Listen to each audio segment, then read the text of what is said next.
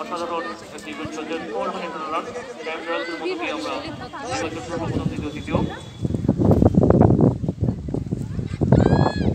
কেউ ড্রাফট খরচ করবে না